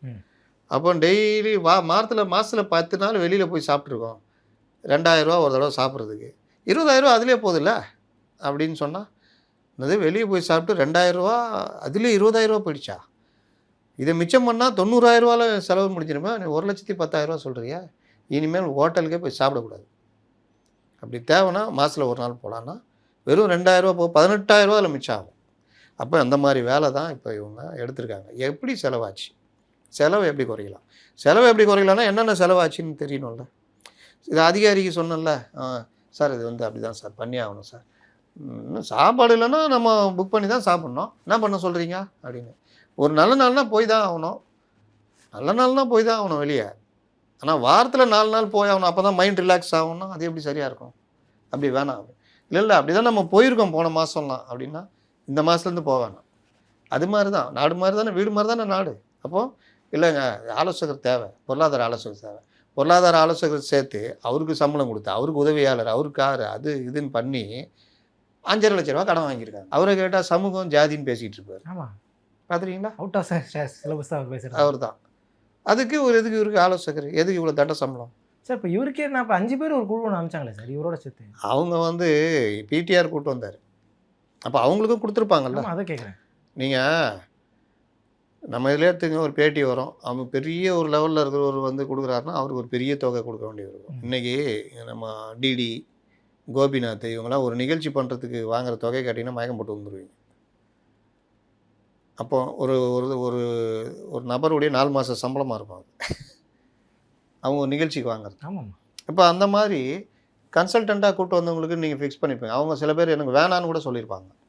வேணான்னா நம்ம என்ன பண்ணுவோம், எனக்கு வேணும். இப்போ நீங்கள் இருக்கீங்க, ஒரு கெஸ்ட்டு கூப்பிட்டு வரீங்க, அவருக்கு வந்து 20,000 ரூபா கொடுத்தாவணுங்க அவருக்கு அப்படின்றீங்க. அந்த கெஸ்ட்டு வந்துட்டு இல்லை தம்பி முசமில் உனக்காக தான் நான் வந்தேன், நீ எப்போ கூப்பிட்டாலும் நான் வருவேன் அப்படின்னோடனே நீங்கள் யோசிக்கிறீங்க 20,000 ரூபா அவர் கொடுத்த வகையில்னு வவுச்சர் எழுதிப்பா கொடுப்பா வாங்கி பாக்கெட்டில் போட்டு. இயற்கை தானே. இந்த மாதிரி நடந்திருக்கும்ல. அதனால் இது எல்லாத்தையும் தோண்டி எடுக்கிறாங்க. ட்ரஸ்டி ஆரம்பித்து அதில் என்னென்ன பண்ணி அந்த மாதிரி. இதில் என்னென்னா அதை ஒரு இதில் இன்றைக்கி ஒரு நாளிதழில் வந்திருக்கு. என்னென்னா இந்த ஆரம்பித்ததுலேருந்து 21லேருந்து 26 வரை திமுக ஆட்சி காலத்தில் எடுக்கப்பட்ட முக்கிய நிர்வாக முடிவுகள் குறித்த தகவல்களை சேகரிக்கும் பணியை அரசு எடுத்திருக்கு. முதல் அலுவலகத்தில் முக்கிய அதிகாரிகள் அனைத்து துறைகளுக்கும் சுற்றறிக்கை அனுப்பியிருக்கிறாங்க. திமுக ஆட்சி காலத்தில் 31 தலைப்புகள் தொடர்பாக எடுக்கப்பட்ட முடிவுகள் குறித்த விரிவான தகவல். 31 தலைப்புனா துறைகள். இல்லை சார், இப்போ எனக்கு இன்னொரு சந்தேகம் வருது. இப்போது அரசு அதிகாரிகள்கிட்ட கேட்டிருக்கிறாங்க, அறிக்கைக்கு கொடுத்துருக்குறாங்க, அவங்க வந்து பதில் கொடுக்கணும். தப்பு செஞ்சவங்ககிட்டயே பதில் கொடுங்கன்னா அவங்க கொடுக்குறது எப்படி சரியாக இருக்குன்றதை எப்படி ரிவ்யூ அதுக்கு நான் கம்பெனி பொறுப்பு இல்லை, அதுக்கு விஜய் தான் பொறுப்பு, முதல்வர் தான் பொறுப்பு. அவ்வளோதான். இப்போ நீங்கள் மறுபடியும் நான் ஒரு இன்டர்னல் ஆடிட்டிங் போடுறேன், அந்த இதெல்லாம் போடுப்பா எடுப்பான்னு. முசமில் நீங்கள் 20,000 வாங்கினா, ஆமாம் சார் அன்றைக்கி கெஸ்ட்டு கூப்பிட்டு வந்தாலும் அவர் கொடுத்தான் சார். ஓ அப்படியா? அந்த கெஸ்ட்டை கேட்டால் அவர் நான் ஒன்றுமே வாங்கலாம்னு சொன்னால் நீங்கள் மாட்டுவீங்க. இதுக்கு தான் இன்டர்னல் ஆடிட்டிங் சொல்லுவாங்க. Auditing, internal auditing. இப்போ அந்த மாதிரி இது வாய்ப்பு இருக்கா? அது மாதிரியான இன்டர்னல் ஆடிட்டிங் வாய்ப்பு இருக்கா? வேணா நம்ம இதில் இது பண்ண வேணான்னு வேணால் சொல்லுவாங்க. அது எப்படி போச்சு, அது மேலே விசாரணை போடலாம். நம்ம போலீஸ் நடத்துகிற விசாரணை இதெல்லாம் பார்த்தா எனக்கு ரொம்ப காமெடியாக இருக்குது. செந்தில் பாலாஜிக்கு முன்ஜாமீன் கிடைக்குது, அசோக் எப்படி கிடைக்கும்? அவர் குற்றம் சாட்டப்பட்ட அந்த எஃப்ஐஆர்லேயே அவர் பேர் இருக்குது. அப்புறம் எப்படி அவருக்கு எப்படி ஜாமீன் கிடைக்குது? அப்போ வலுவில்லாத வாதங்களை வைக்கிறீங்களா? என்ன பண்ணுறீங்க? ஜெயலலிதா இருந்தால் அந்த மாதிரி வச்சு தப்பிக்க முடியுமா? அப்போ அரசு பொறுப்பேற்றதிலிருந்து முந்தைய அரசின் நியமனங்கள், பதவி உயர்வுகள் மற்றும் பிற நிர்வாக முடிவுகள் அனைத்தும் ஆய்வு செய்யப்பட்டு வருது. இதற்காக அனைத்து துறைகளிடமிருந்தும் தகவல்கள் கோரப்பட்டுள்ளன. இந்த ஆய்வுடைய முக்கியமான இது என்னென்னா, இந்த கவர்மெண்ட்டாக ஃபஸ்ட் டைம் வந்திருக்கு, அதனால் செலவை எப்படி கட்டுப்படுத்தலாம்? நான் சொன்னேன்ல 1,10,000 ஆகுதுன்னா, அம்மா இருமா நான் பார்த்துக்கிறேன், என்னென்ன செலவு பண்ண சொல்லுங்கள். அந்த மாதிரி அதுக்காகவும் ஒரு நோக்கன்றாங்க. இன்னொரு பக்கம் அரசியல் நோக்கம் இருக்குதா? நம்ம ஊரில் தான் பத்திரிக்கைக்காரன் ஏவா வேலு கைது, பழிவாங்கும் நடவடிக்கையா? டேய் 5 வருஷம் அவர் என்னென்ன பண்ணாருன்னு பேசிகிட்டு இருக்கிறீங்க. அப்புறம் அதுக்கு ஏற்ற சட்ட நடவடிக்கை எடுத்தால் பழிவாங்க நடவடிக்கையாக நீங்களே சொல்கிறீங்க. என்ன இது? பழிவாங்க நடவடிக்கையா அரசியலா? இந்த மாதிரி உருட்டுவானுங்களா? நைட்டு டிபேட் வச்சுக்கின்னு அது சொல்கிறேன். அப்போது இந்த இதில் வந்து என்னென்ன கேட்குறாங்க, நியமனங்கள், பணியிட மாற்றங்கள் மற்றும் இடமாற்றங்கள், இது எப்படி நடந்தது? இதில் என்னென்ன நடந்தது?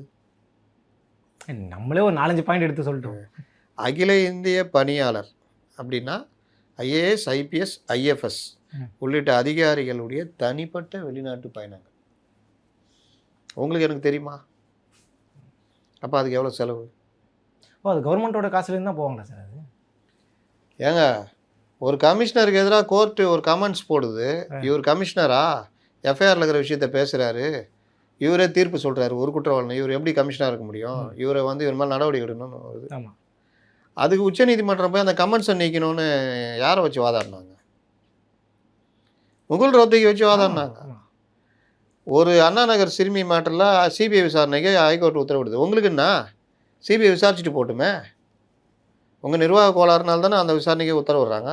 நீங்கள் குழந்தையை விசாரிக்கணுன்னா, பாதிக்கப்பட்ட விக்டிமை விசாரிக்கணுன்னா காவல்துறை சீருடையில் இருக்கக்கூடாது ஃபஸ்ட்டு. ரெண்டாவது பெற்றோர் அல்லது காப்பாளர் யாராவது கூட வச்சு தான் விசாரிக்கணும். இங்கே பெற்றோரையே போட்டு அடிக்கிறீங்க, அந்த குழந்தைய பார்க்க உள்ள, அந்த குழந்தைய வந்து இது பண்ணுறீங்க, அடையாளத்தை சொல்லிட்டீங்க வெளியே. அவர் பெரிய க்ரைம்லேயே ஒரு இதுன்னு பேர் வாங்கினவர், அடையாளத்தை போட்டு மாட்டினார். அப்போ இந்த மாதிரி விஷயங்கள்லாம் வந்து எப்படி வெளியே வந்துச்சுன்னு அந்த ஆய்வாளர் மேலே நடவடிக்கை எடுக்கணும். லாஸ்ட்டில் கைதும் செஞ்சாங்கன்னு நினைக்கிறேன். அந்த வழக்கு சிபிஐக்கு மாற்றுறாங்க. நீங்கள் அதை பெரிய அமௌண்ட்டு செலவு பண்ணி சிபிஐக்கு வேணாம், சிபிஐ பண்ணீங்களா?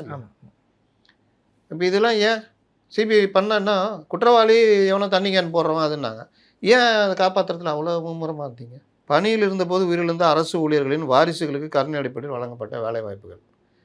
இன்றைக்கி இதை நோண்டும் போது நாளைக்கு 41 பேருக்கு நோண்ட மாட்டாங்களா? பார்த்துக்குங்க, அவ்வளோதான் சொல்கிறது. அறக்கட்டளைகள் உருவாக்கம், திடீர் ட்ரஸ்டிகள் முளைக்கும் தெரியுமா? ஏன் முளைக்குது? செலவு பண்ணுறதுக்கு. பணம் வந்தால் அந்த பணத்தை வாங்கிறதுக்கு. இப்போ நான் சம்பாரிச்சிட்டேன் ஒரு 1000 கோடி ரூபா, சரி, நான் என்ன பண்ணுறது? அதை ஒயிட்டாக கொண்டு வரணும். அப்போ தானே நான் ஏதாவது பண்ண முடியும், பிஸ்னஸ் இன்வெஸ்ட் பண்ண முடியும். அப்போ நான் வந்து அனுப்பிச்சிடுவேன். இப்போ ஒரு பிளாஸ்ட்டுன்னு ஒரு படம் வந்திருக்கு பாருங்கள், அர்ஜுன் நடித்தது, அற்புதமான படம், நம்ம நேயர்கள் பார்க்கணும்.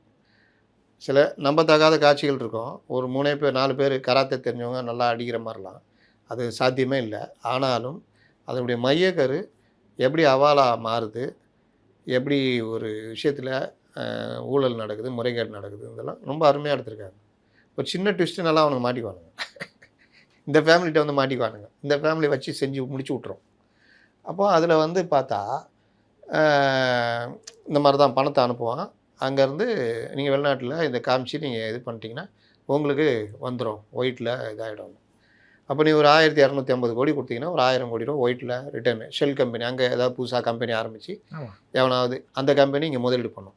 இப்போ அதெல்லாம் தடுக்கிறது தான் எஃப்சிஆர்ஐ கொண்டு வந்திருக்காங்க, ரெகுலேட்டரி. இது அது எதிர்க்கிறாங்க இங்கே இருக்கிறவங்களாம். எது நல்லது நடந்தாலும் எதிர்க்கிறது உடனே. முதல்ல எதிர்த்தது திமுக தான். சிறுபான்மையினர் நலன் பாதிக்கப்படுது. பாசிச நடவடிக்கை சார். ஆமாம், பாசிச நடவடிக்கை. அப்போ அந்த மாதிரி இதுக்கு இப்போ இங்கே வரணும்னா கல்வி அறக்கட்டளை, முசமில் கல்வி அறக்கட்டளை கேட்டால் சிறுபான்மையினர்களுக்கு கல்வி கற்றுக் கொடுக்குறதுக்காக ஆரம்பிக்கும். அதுக்கு திடீர்னு எப்படி 800 கோடி ரூபா வந்துச்சு? வெளிநாட்டில் இருக்கிறவங்க முசமிலுடைய சேவையை பாராட்டி அவங்க மனம் மோந்து கொடுத்த நிதி. ஒரு 8 கம்பெனி 100 கோடி ரூபா கொடுத்துச்சு. இப்போ எஃப்சிஆர்எல் நம்ம சொல்கிறாங்க, அப்படியா உங்கள் கல்விக்காக வந்ததா? அப்படியா, ஓகே ஓகே, சூப்பர் சூப்பர். பேட்டா அந்த பணத்தை கல்விக்கு மட்டும் தான் செலவழிக்கணும். அதை அவங்க மானிட்டர் பண்ணுவாங்க. அது மானிட்டர், அது பேங்க்கு எஸ்பிஐ பேங்க் மட்டும்தான் மும்பை. அதுதான், வேறு இதில் நீ போட முடியாது. எஃப்சிஆர்எல் அது இருக்குது. இப்போது அறக்கட்டளைகள் உருவாக்குனாங்கல்ல, குறிப்பாக இந்து சமய அறநிலையத்தை தொடர்புடையவை எப்படி நோண்டுறாங்க பாருங்கள். அப்போ ஏதோ பர்சனல் வெஞ்சன்ஸ் மாதிரி இருக்கு சார். ஏன் நீங்களே பார்த்தீங்களா, நியாயமா இது? தப்பு நடந்தது சரி பண்ணால் இது உடனே பழிவாங்க நடவடிக்கை. இப்போதான் சொன்னேன் நான். இந்து அரசு சமய அறநிலையத்துறையினும் போது நமக்கு ஒரு எங்கே போகுது எங்கே போயிருக்குன்றதை அவங்க எடுக்கிறாங்கன்னா நல்ல விஷயம் தானேங்க. எப்போவுமே தப்பு நடந்தால் வரவேற்கணும், அது நடவடிக்கை வந்தால் வரவேற்கணும். பழிவாங்க நடவடிக்கையா அரசியலா இப்படிலாம் கேட்டுருந்தா. மத்திய அரசிடமிருந்து வந்த தகவல் தொடர்புகள், முக்கிய பிரமுகர்களின் வருகைகள், அதெல்லாம் செலவு மற்ற விஷயம் தான். அவன் தான் அவர் வாட்டில் வந்து இங்கே தங்கியிருப்பேன்னு வர அந்த ஹோட்டல் பில் எழுது. இவ்வளோ வந்த வகையில் சாப்பிட்டது, கடலை மிட்டாய் சாப்பிட்ட வகையில், அது வகையில், இது வகையில். நிலம் கையகப்படுத்துவதற்கு முன்திட்டங்களுக்கு வழங்கப்பட்ட அனுமதிகள். ஒரு இடத்துல ஒரு ப்ராஜெக்ட் வருது, அங்கே நிலம் கையகப்படுத்தணும், அதுக்கு வழங்கப்பட்ட அனுமதிகள். அதில் விளையாடிருக்காங்க போல். இல்லாட்டியே அவங்க நோண்ட போகிறாங்க. நிலம் மாற்றங்கள், லேண்டு மாறுறது, அதுக்கு பின்னாடி ஏகப்பட்ட இது இருக்குது. இதெல்லாம் பேசுனா பெருசாக போகும். இந்த விவரங்களில் பலவற்றுக்கு வெளிப்படையான அரசியல் பரிமாணம் இருப்பதாக அதிகாரிகள் கூறுகின்றனர். இந்த தகவல்கள் முன்னாள் ஆட்சியாளர்கள் மட்டுமின்றி அவர்களின் உத்தரவின் பேரில் செயல்பட்ட மூத்த அதிகாரிகளையும் சிக்கலில் சிக்க வைக்கக்கூடும் என்று கூறப்படுகிறது. எனக்கு தெரிஞ்சு ஒரு 2-3 பேர் மேலே நடவடிக்கை எடுக்கணும். நம்ம சந்திரபாபு நாயுடுலாம் வந்தோன்னே எடுத்தார்ல நடவடிக்கை. இந்த மாதிரி எடுத்து ஒரு 3 பேர் உள்ளே போனால் தான் அதான் வட இந்தியாவில் ஒரு நிலக்கரி சுரங்கம் இதில் அந்த கனிம வளத்துறை அதிகாரி ஒருத்தர் பிடிச்சி உள்ளே உட்கார வச்சாங்க. 1800 கோடி ரூபா வீட்டில் எடுத்தாங்க. இப்போ ஒருத்தன் இங்கே தெலுங்கானாவில் டிஎஸ்பி மாட்டிக்கிறான். 150 கோடி 600 கோடியாக சொத்து இருக்குது. எனக்கு வேலூரோ எங்கேயோ போனேன், ஒரு அதிகாரி பேரை சொன்னாங்க. அவர் ஒரு இன்ஸ்பெக்டரோ ஏசி லெவலில் இருந்து ரிட்டையர் ஆனார். சார் இங்கே பாருங்கள் சார்னு காமிச்சாங்க. இங்கே ஆரம்பிச்சு சார் அந்த தெருவே அப்படி போய் அப்படி முடியுது, ஃபுல் பில்டிங்கு, இதெல்லாம் அவர் தான் சார். மேலும் சில மூத்த அதிகாரிகள் தனியார் நிறுவனங்கள் முழு செலவையும் ஏற்ற வெளிநாட்டு பயணங்களை மேற்கொண்டதாக தலைமைச் செயலக வட்டாரங்கள் குற்றம் சாட்டுகின்றன. நீங்கள் டாக்டர்கிட்ட போனீங்கன்னா மருந்து எழுதி கொடுப்பார், ஒரு வாரத்துக்கு எழுதுவார். ஒரு மருந்தில் தீர்றது 4 மருந்து எழுதுவார். நீங்கள் அந்த மருந்து சீட்டை கையில் காசு இல்லைன்ட்டு வீட்டாண்ட இருக்கிற மெடிக்கல் ஷாப்பில் வாங்கிக்கலாம்னு நினச்சிங்கன்னா பேட்டா எங்கே தந்தாலும் கிடைக்காது இந்த மருந்து. அவர்கிட்ட பக்கத்தில் இருக்கிற மெடிக்கல் ஷாப் தான் கிடைக்கும். ஏன்? அவர் சொல்லியிருப்பாரு இந்த மருந்து வைக்க சொல்லி. ரெப்ரசன்டேட்டிவ் வர்றாங்கல்ல, சரி, அவர்கிட்ட சொல்லி அவர் அந்த மருந்தை எழுதி கொடுப்பார். அந்த மருந்து இங்கே மெடிக்கல் ஷாப்பில் தான் இருக்கும். புரியுதா? அதுக்கு வெளிநாட்டு பயணம், அவங்க டிஸ்பென்சரியே நல்லா அழகுபடுத்தி கொடுக்குறது, இன்னும் பல இதெல்லாம் இருக்குது. அது போனால் அது தனி. நீங்கள் அந்த மெடிக்கல் ட்ரிப்பில் கேட்டிங்கன்னா தெரியும். அவ்வளோ சார் அவங்க முதலீடு இருக்குது தானே சார் போனாங்க வெளிநாட்டு பயணம். அது யார்? சரி, அவங்க நோண்டுறாங்க, அதுக்கு நம்ம என்ன பண்ணுறது? சரி. சில மூத்த அதிகாரிகள் தனியார் நிறுவனங்கள் முழு செலவையும் ஏற்ற வெளிநாட்டு பயணம் மேற்கொண்டதாக அது அரசு கருவூலத்திற்கு அதிக செலவு ஏற்படுத்திய விவகாரங்களும் இந்த ஆய்வில் இடம்பெற்றுள்ளன. சப்ப மேட்ருக்கு முகுல் ரோத்திகை வச்சு 50 லட்ச ரூபா ஃபீஸ் கொடுத்து வாதாடினா அதுக்கு என்ன பேர்? இது அரசு கருவூலத்துக்கு வர வேண்டிய பணம் தானே, அது மக்களுடைய வரி பணம் தானே. முந்தைய ஆட்சி காலத்தில் பணியமர்த்தப்பட்ட ஆலோசகர்கள் மற்றும் ஓய்வு பெற்ற பின்னரும் மீண்டும் பணியமர்த்தப்பட்ட அதிகாரிகள். இதில் சொல்லணுன்னா செல்வராஜ்னு ஒரு ஆள் இந்த டிஐபிஆரில் அவர் ரிட்டையர் ஆன பிறகும் அவரை தூக்கி மறுபடியும் எக்ஸ்டென்ஷன் கொடுத்தாங்க. இப்போ இந்த ஆட்சி வந்தோடனே சத்தம் இல்லாமல் அவர் இது வாங்கி போயிட்டார் வெளியே. அதை இப்போ ஏதோ கண்காணிக்க போட்டிருக்காங்க. இந்த மாதிரி எவ்வளோ துறைகளில் எவ்வளோ பேரை சொல்லலாம் மீண்டும் மீண்டும் பணியமர்த்தப்பட்டது. அரசு ஏற்கனவே ஆய்வு மேற்கொண்டது. அதில் பல்வேறு துறைகளில் மாதம் 1 லட்சம் அல்லது அதற்கு மேல் ஊதியம் பெறும் சுமார் 70 ஆலோசகர்கள் பணியாற்றியதாக கண்டறியப்பட்டுள்ளது. இதன் தொடர்ச்சியாக நீதிமன்ற வழக்குகள், மேல்முறையீடுகள், சீராய்வு மனுக்கள், அட்வொகேட் ஆன் ரெக்கார்டு. இது எப்படி தெரியும்ல? சும்மா சும்மா நீங்கள் போயிட்டு சுப்ரீம் கோர்ட்டுக்கு போனீங்கன்னா அங்கே நேராக போய் கேஸ் போட முடியாது, தெரியும்ல? அட்வொகேட் ஆன் ரெக்கார்டுன்னு ஒருத்தர் படிச்சிருப்பார். அவருக்கு ஒரு 3 லட்ச ரூபா ஃபீஸ் கொடுக்கணும். அதுக்கப்புறம் அவர் வந்து அதை பதிவு பண்ணுவார். இதுதான் ஏவார்னுவாங்க. இப்போ அந்த இதுக்கே நியமனம், இவங்களே அந்த இதுக்கான நியமனம். அதில் இதை பார்த்துருக்காங்க. இதெல்லாம் நடந்திருக்கு, இல்லாட்டியும் அவங்க விசாரிக்க போகிறாங்க. ஐஏஎஸ் அதிகாரிகளான தனிப்பட்ட உதவியாளர் பணியிடங்கள் உருவாக்கம், பிஏ. இதில் நான் சொன்னது நடக்குதா? நீதிமன்ற வழக்குகள், மேல்முறையீடுகள், சீராய்வு மனுக்கள். இதுக்கெல்லாம் யார் வாதாடினா? செந்தில் பாலாஜி வழக்கில் வாதாடினாங்கல்ல, அதெல்லாம் என்ன செலவில் வரும்? செந்தில் பாலாஜி செலவழிச்சு வாதாடினாரா? கவர்மெண்ட் காசு தான், நம்மளோட மக்களோட பணம் தான் சொல்லணும். இது போன்ற விவரங்களை முதல்வர் அலுவலகம் கோரியுள்ளது. இதுவும் அரசின் செலவினங்களை ஆய்வு செய்யும் நடவடிக்கையின் ஒரு பகுதியாக பார்க்கப்படுகிறது. மீதமுள்ள தலைப்புகள் என்னென்ன வேறு அடுத்தது என்னென்னா, பல்வேறு அரசு குழுக்களின் அமைப்பு. குழுக்கள் அமைக்கிறாங்கல்ல, பொருளாதார குழு, சுற்றுச்சூழல் குழு, அந்த குழு, இந்த குழு. அது அவற்றுடைய நோக்கம், எதுக்கு அமைச்சிங்க, அது என்ன ரிசல்ட்டு, அமைச்சிங்கல்ல என்ன பண்ணீங்க, என்ன அவுட்புட்டு. அப்புறம் பணி நிரந்தரம் பண்ணுறது, அந்த இதில் இது அரசு பணியாளர்கள் சேவை விதிகள், அந்த இதில் இதெல்லாம் ஏன் இன்றைக்கும் 3.5 லட்சம் அரசு பணியிடங்கள் காலியாக இருக்குது. இப்போ அதுக்கு நீங்கள் ஆள் போடணும், அதுக்கும் செலவினங்கள் மற்ற விஷயங்கள். இந்த நிலையில் தற்போதைய அரசு பணியாளர் அமைப்பு மற்றும் நிர்வாக தேவைகள் குறித்து விரிவான ஆய்வை மேற்கொண்டு வருவதாக கூறினார். இதில் என்னென்ன முக்கியமானது கொண்டாங்கன்னா, இதுதான் நியமனங்கள், பணியிட மாற்றங்கள், இதே மறுபடியும் அது சொல்லியிருக்காங்க என்னென்ன மாற்றம் எதுன்னு. இதில் அகில இந்திய பணியாளர் மத்திய அரசுடன் நடைபெற்ற தகவல் தொடர்புகள் தாண்டி அறக்கட்டளைகளை உருவாக்குனது, நிலம் கையகப்படுத்துறதுக்கான அந்த இது. அப்புறம் அகில இந்திய பணியாளர்களுக்கு அதிகாரிகள் கட்டாய ஓய்வு தொடர்பான விஆர்எஸ் கொடுத்துட்டு போகிறாங்கன்னா ஏன் கொடுத்துட்டு போனாங்கன்னா எதுன்னு, ஒழுங்கு நடவடிக்கைகள் என்னென்ன எடுத்தீங்க, ஏன் எடுத்தீங்க, அது குற்றவியல் நடவடிக்கை என்ன எடுத்தீங்க, என்ன எடுக்காம விட்டீங்க, இல்லை எடுத்தது என்ன காரணத்துக்காக, அப்புறம் திடீர்னு அது ரிவோக் ஆகிடும் எப்படி, இந்த மாதிரி பல விஷயங்கள் இந்த விவகாரத்தில் முதல்வர் அலுவலகம் தோண்டி எடுக்க தொடங்கி உள்ளது. கொத்தாக மாட்டும் போலே நீ சொல்கிறதெல்லாம் பார்த்தா, கொத்தாக மாட்டி அதை தூக்கி வச்சுக்கின்னு பேசிகிட்டு இருந்தாலும் வேலைக்கு ஆகாது. நடவடிக்கைகள் வரணும். அரசியல் செய்யாமல் அதில் பழி வாங்கலாம், அரசியலா அப்படிலாம் கேட்பாங்க, அதெல்லாம் கண்டுக்கவே கூடாது. அப்படி பண்ணிங்கன்னா தான் க்ளீன் கவர்மெண்ட்டு. அதிகாரி பயப்படுவான். அப்போ அதில் சம்மந்தப்பட்ட அதிகாரி இருப்பான்ல, தூக்கி எப்பா நீ ராமநாதபுரத்தில் போய் என்னை அந்த இதை பார்த்துக்கோ, நமக்கு நல்ல அதிகாரிக்க மாற்றிக்கிறேன். சில அதிகாரி இருப்பான் தெரியுமா, அவங்களுக்கு கீழே இருக்கிற பார்த்தாலே கோபம் வரும். கேமராவை கூப்பிட்டு வருவாப்பில், நிற்க வச்சுட்டு அவனை கேள்வி கேட்பாப்பில், திட்டிட்டு ஃபோட்டோ எடுத்துக்கின்னு போவார். திருவள்ளூரில் ஒருத்தர் இருந்தார், இப்போ எங்கே இருக்காருன்னு தெரியல. என்ன நடக்குதுங்கிறது அதையும் நம்ம பொறுத்திருந்து நம்ம பேசுவோம் சார். ஏவாவேலு அவர்கள் வந்து ஆஜராக சொல்லி ஹைகோர்ட்டு உத்தரவு போட்டிருக்காங்க. இவ்வளோ நெருக்கடி, ஆல்ரெடி பல பிரச்சனைகள் போயிட்டுருக்கு, இப்போ இதெல்லாம் ஒரு செய்தியாக ஆக்கணுமாங்கிற மாதிரியான விஷயங்கள்லாம் பேசுகிறாங்கல்ல, இது எப்படி எடுத்துக்கிறது? நாங்கள் சட்டத்திற்கு உட்பட்டவர்கள், எங்களை எந்த கொம்பனாலும் தொட முடியாது, நாங்கள் எதற்கும் அஞ்ச மாட்டோம், ஆனால் பிரச்சனை வந்தால் ஓடி ஒளிவோம். எங்கே? சிங்கப்பூர். திடீர் உடல்நலக்குறைவு. சார் அது உடல்நலக்குறைவு ஏன் ஓடுறோம் நீங்கள்? உடல்நலக்குறைவுன்னா என்ன பண்ணுவாங்க? மருத்துவமனைக்கு போகிறாங்க, சொந்தமாக மருத்துவமனை இருக்குது, ஃப்ரெண்டுங்களுக்கு மருத்துவமனை இருக்குது, நேருடைய இது இருக்குது, ஜெகத் ரட்சக் அந்த ஹாஸ்பிட்டல் இருக்குது, இல்லைன்னா இரவே இருக்குது நம்ம துரைமுருகனுடைய சொந்த வீடு அப்போலோ ஹாஸ்பிட்டல் இருக்குது. இந்த மாதிரி எவ்வளோ இருக்குது. நான் ஒரு நோயாளி, நான் எந்த மருத்துவமனையில் ப்ரூஸ்லி அட்மிட் ஆன மருத்துவமனையில் அட்மிட் ஆகணும். சரிங்க சார், இப்போ நான் ஒரு நோயாளி, நான் எங்கே அட்மிட் ஆகணும்னு நான் தானே முடிவு பண்ணணும். சிங்கப்பூர் போய் அட்மிட் ஆகணும், அவ்வளோ அரிய வகையாலே ஆகிறாரு.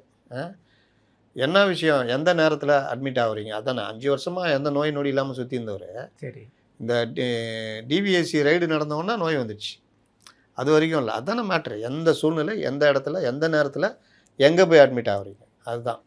அப்போ லுக் அவுட் நோட்டீஸ் ஏதாவது கொடுக்க போகிற டைமுக்குள்ளே இவர் அங்கே இருந்துட்டு வழக்கறிஞர் மூலியமாக என்மேல் நடவடிக்கை எடுக்கக்கூடாது, இந்த இதெல்லாம் சொல்லியிருக்காங்க. அவங்க வந்து 28ஆம் தேதி நாங்கள் இது சம்மந்தம் பதில் சொல்கிறோன்னு இருக்காங்க. அது வரைக்கும் நடவடிக்கை எடுக்கக்கூடாது. 15ஆம் தேதி நீங்கள் வந்து ஆஜராகணும்னு சொல்லியிருக்காங்க. இவர்கள் அந்த கண்டிஷன்லாம் ஒத்துக்கிட்டு தானே ஆஜராகிறேன் எம்மா நடவடிக்கை எடுக்கக்கூடாது அப்படி தானே சொல்லி தானே அதை நம்பி தானே நீதிமன்றம் கொடுக்குது. ஆமாம். எங்கே ஆஜராகிறீங்க? அப்போ நாங்கள் சட்டத்திற்கு உட்பட்டு செயல்படுறோம் எங்கே பண்ணுறீங்க? இதோ இந்த செந்தில் பாலாஜி கொடுத்தாங்க. என்ன கண்டிஷனு? ஐயா இந்த மாதிரி எங்களை தேடுறாங்க, நாங்கள் வந்து விசாரணைக்கு ஒத்துழைக்க தயாராக இருக்கோம், அதனால் கைது செய்வார்களோ என்ற ஒரு அரசியல் பழிவாங்கல் நடக்குமோன்னு ஒரு அச்சம் இருக்குது. நாங்கள் விசாரணைக்கு ஒத்துழைக்கிறோம், எங்களுக்கு முன்ஜாமீன் முன்ஜாமீன் தரம்பா, காலை மாலை இங்கே வந்து சைன் பண்ணணும், சம்மன் கூப்பிட்டா அது பண்ணணும். எங்கே வந்து சைன் பண்ணீங்க? அதுக்கு இன்றைக்கி ஒரு வக்கீல் போயிருப்பார், அவருக்கு வந்து படிக்கிட்டு இறங்கும் போது கால் சுலுக்கிச்சு, அதனால் அது சரி அவருக்கும் தம்பிக்கும் சேர்த்தே சுலுக்குச்சான்னு கேட்பாங்க. அப்போது இந்த மாதிரி கையெழுத்து போட வரல அப்படின்னு அது எப்படி இருக்கும்? சம்மன் கொடுத்துருப்பாங்க, அந்த சம்மனுக்கு இதே தான் ஏவாவேலு பண்ணார். நான் இன்றைக்கி வெள்ளிக்கிழமை வேலைக்கிழமை வர முடியாது, திங்கக்கிழமை வேணால் நான் பார்க்குறேன் அப்படின்னாரு. அதுக்குள்ளேயும் உடம்பு சரியில்லாமல் டக்குன்னு பக்கத்தில் அவசர அவசரமாக பக்கத்தில் இருக்கிற நாட்டில் கொண்டு போய் அட்மிட் ஆகிட்டாங்க. அப்படி தானே? அப்போ ஆஜராக மாட்டாரா? ஏவாவேல்கிட்ட கேட்க வேண்டிய கேள்வி என்கிட்ட கேட்குறீங்க. இவ்வளோ டீட்டெயிலாக நாங்கள் சட்டத்திற்கு உட்பட்டவர்கள், சட்டத்தை மதிப்பவர்கள். சரி, எப்படி மதிக்கிறான்றது நம்ம பொறுத்து இந்த பாடம். சரி, இறுதியாக இந்த கேள்வியோட நிறைவு செய்கிறேன். தொடர்ச்சியாக நாளைக்கு விஜய் அவர்கள் சிஎம் விஜய் அவர்கள் வந்து கரூருக்கு போகிறாரு. அந்த அந்த அந்த மக்களுக்கு 32 பேருக்கு வேலை வாய்ப்பு கொடுக்க போகிற செய்திகள் வந்ததுலேருந்தே பெரிய விமர்சனத்தை வந்து சந்திச்சுக்கிட்டு இருக்கு சார். இன்றைய நிலையில் அது சாத்தியம் இல்லை, இல்லை அரசியலுக்கு பண்ணுறாங்க அப்படிங்கிற 1008 பிரச்சனை இருக்குல்ல, உங்களோட அணுகுமுறை என்ன சார்? இது நம்ம சொல்கிறத விட கூட இருக்கிற கூட்டணி கட்சிகள் சிபிஎம், சிபிஐ இவங்க எல்லாருமே இதை கண்டிக்கிறாங்க. திருமாவளவனுக்கு வேறு சில வேலைகள் இருக்கிறதுனால, தாவேகா திமுகவையும் ஒன்றாகிற வேலையில் இருக்கிறதுனால அவர் இதில் கவனம் செலுத்தலை. அது இல்லாமல் அவர் ட்ரம்ப் கூப்பிட்ருக்காப்புல, ஈரானுங்க எங்களுக்கும் ஒரே சண்டை நடக்குது, நீங்கள் வந்து ஒரு 2 பேட்டி கொடுத்தீங்க வச்சுக்கிங்க, அதில் மண்டை காஞ்சி போய் ஒருவேளை சமாதானமானாலும் ஆகிடும், அதனால் உங்களுக்கு சேவை எங்களுக்கு தேவை. அதில் வேறு வைகோ நோபல் பரிசுன்னு வேறு சொல்லிக்கிறாரு, நீங்கள் இந்த மேட்டர் பண்ணி கொடுத்தீங்கன்னா நான் உங்களுக்கு நோபல் பரிசு கொடுக்குறேன்னு கூப்பிட்ருக்காரு போல். அதனால் அவர் இதில் கவனம் செலுத்தலை. மற்றவர்கள் எல்லாருமே என்ன சொல்கிறாங்கன்னா, இந்த மாதிரி பண்ணுறது எப்படி சரியாக இருக்கும், எப்படி வந்து இது வந்து ஒரு அந்த வழக்கையே நிறுத்து போக செஞ்சிடும் அப்படின்னு சண்முகம் சொல்கிறாரு. இது வந்து ஒரு சரியானது இல்லை.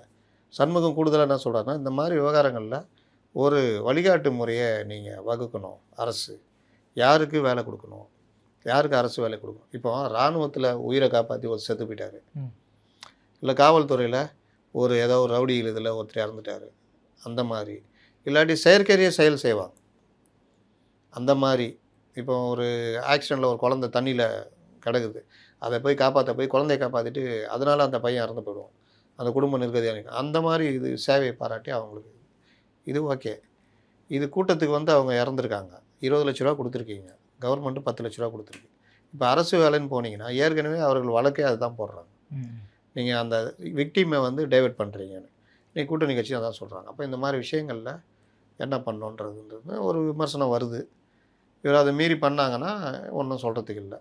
ஒரு மனிதாபிமானன்ற மாதிரி பார்க்க முடியாது. 20 லட்ச ரூபா கொடுத்தீங்களாங்க? சரி, அது ஆயிலுக்கும் பத்தாது இல்லை. இது என்னங்க கதையாக இருக்குது? அப்புறம் ஆயிலுக்குன்னா அப்போ நீங்கள் பட்டாசு தொழிற்சாலையில் சாப்பாட்டுக்கே வழி இல்லாமல் அவன் காலையில் போய் உக்காந்தானா, நீங்கள் நான் இதை இப்போ வேலை முடிச்சு போவோம், சாதாரணமாக வீட்டில் இருப்போம், ஆனால் அவன் அப்படியே அங்கே வேலை முடிச்சு போக முடியும்? அவனை உக்காந்து எந்திரிச்சான் வச்சுக்கிங்க, மதியானம் சாப்பாடு கூட சாப்பிட முடியாதுங்க, உடம்பு ஃபுல்லாக அந்த அலுமினியம் இது மாதிரி ஆகிடும். ஏங்க அவன் டெய்லி அவன் குளித்தா கூட அந்த இது போவாது, நுரையீரல் அவன் பாவம், அந்த இது உரசுனா வெடிச்சிடும். வெடிச்சதுன்னா அந்த கோரம் மரணம். எவ்வளோ கொடுக்குறீங்க? 4 லட்ச ரூபா. நான் இப்படியே அந்த குடும்பத்துக்கு எதாவது பண்ணுவேன். 4 லட்ச ரூபா எந்த மூளைக்குங்க? கள்ளச்சாரம் குடிச்சு சேர்த்து பண்ண 10 லட்சம் கொடுக்குறீங்க. நீங்கள் தானேங்க சொன்னீங்க போன கவர்மெண்ட்டில். இப்போ நீங்கள் சொல்கிறீங்க 20 லட்ச ரூபா எந்த மூளைக்குன்றீங்க. அப்போ 4 லட்ச ரூபா எந்த மூளைக்கு? இதில் என்ன வேறுபாடு? அந்த குடும்பத்தில் அந்த அம்மா ஒரு தாய் இழந்த குடும்பம் என்ன ஆகும்? பெரும்பாலும் பட்டாசு தொழில் யார் இருக்கா? எத்தனை பெண்கள் சேர்த்து அந்த குடும்பம் அவ்வளோதான். அவன் வேற பொண்டாட்டி கட்டு போயினா இருப்பான். அந்த குழந்தை ஒன்று மாற்றாந்தாயிட்ட மாட்டிக்கும். கல்வினா ஆகும், அன்பு, இந்த மாதிரி. அதனால் இது எல்லாத்தையுமே நீங்கள் பொதுமைப்படுத்திட்டு இருக்க முடியாது. அப்போ குற்ற உணர்ச்சியினுடைய வெளிப்பாடா இது கொடுக்குறது, வேலைவாய்ப்பு கொடுக்குறது? குற்ற உணர்ச்சியுடைய வெளிப்பாடுன்ற மாதிரிலாம் சொல்ல முடியாது. இவர்கள் ஆட்சிக்கு வந்துட்டாங்க, இப்போ இவர்கள் இதை பயன்படுத்தி கொடுக்குறதுன்றது எப்படி சரியாக இருக்கும்ன்றது தான் எல்லாருடைய கேள்வியும். அது எப்படி இருக்குன்றதை பொறுத்து நம்ம பேசுவோம் சார். பல்வேறு செய்திகள் கிட்டத்தட்ட இருந்த எல்லாத்தையுமே நம்ம தெளிவுபடுத்திருக்கீங்கன்னு நினைக்கிறேன். மக்கள்கிட்ட சேர்ப்போம், மக்கள் தெளிவடையட்டும். நன்றி. நன்றி.